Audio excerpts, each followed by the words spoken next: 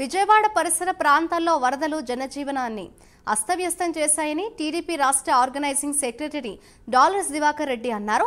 వరద బాధితుల ఆర్తనాదాలు తనను తీవ్రంగా కలిచివేశాయన్నారు.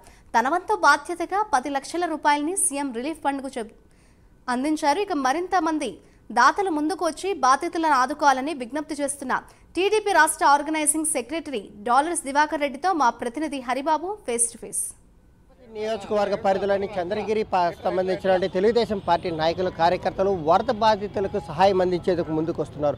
ఇందులో ప్రధానంగా డాలర్స్ గ్రూప్ అధినేత డాలర్స్ దివాకర్ రెడ్డి కూడా తన వంతు సాయంగా ముఖ్యమంత్రి సహాయ నిధికి కొంత మొత్తాన్ని అందించేందుకు ముందుకు వస్తున్న పరిస్థితుల్లో ఏదైతే జిల్లా వ్యాప్తంగా ఉన్నటువంటి మిగతా నాయకుల కార్యకర్తలు కూడా ముందుకు వచ్చి సహాయం అందించేందుకు ఆసక్తి చూపుతున్న పరిస్థితి కనిపిస్తుంది. మనతో పాటు డాలర్స్ దివాకర్ రెడ్డి ఉన్నారు.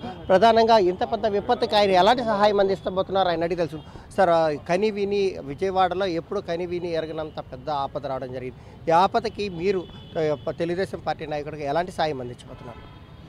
ఈరోజు ఎప్పుడు ఊహించిన విధంగా విజయవాడ మొత్తం అతలాకుతలం అయిపోయింది వరదల కారణంగా.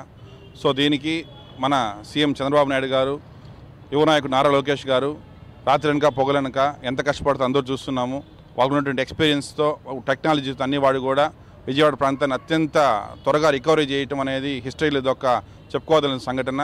సో దీనికనేసని నేను Telugu Desam party state organizing secretary హోదాలో చంద్రగిరి నియోజకవర్గం నాయకులు కార్యకర్తలు అందరం కూడా ఆలోచించి మన వంతు సహాయం మనం ఏమైనా చేయాలని చెప్పేసి ఒక 10 లక్షల రూపాయల డొనేషన్గా నేను ఈ విజయవాడకి ఇవ్వాలని చెప్పేసి ఈ సీఎం రిలీఫ్ ఫండ్కి డొనేట్ చేద్దాం అనేసి ఈరోజు ముందుకు రావడం జరుగుతుంది. దీనితో పాటు ఇంకా ఇప్పుడు దీన్ని చూసి ఇంకా నెంబర్ ఆఫ్ పర్సన్స్ కూడా ముందుకు వస్తామని భావిస్తున్నాము. ఎందుకంటే చంద్రబాబు నాయుడు ఒకసారి మాటిస్తే ఆ మాటే మనం శాస్త్రంగా వెళ్తాం కాబట్టి ప్రతి ఒక్కరు కూడా దానికోసం అందరూ ముందుకు వచ్చి సహాయం చేయాలని చెప్పి సహాయం చేస్తున్న అందరికీ నేను ధన్యవాదాలు చెప్తున్నాను.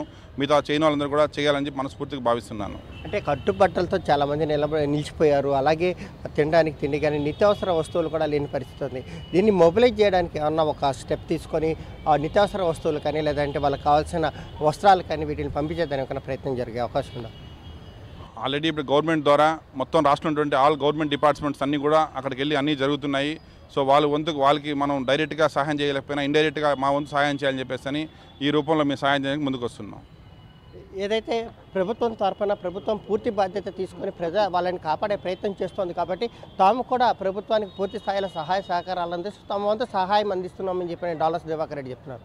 కెమెరా పర్సన్ రామకృష్ణతో హరిబాబు, ప్రైమ్ 9 న్యూస్, తిరుపతి.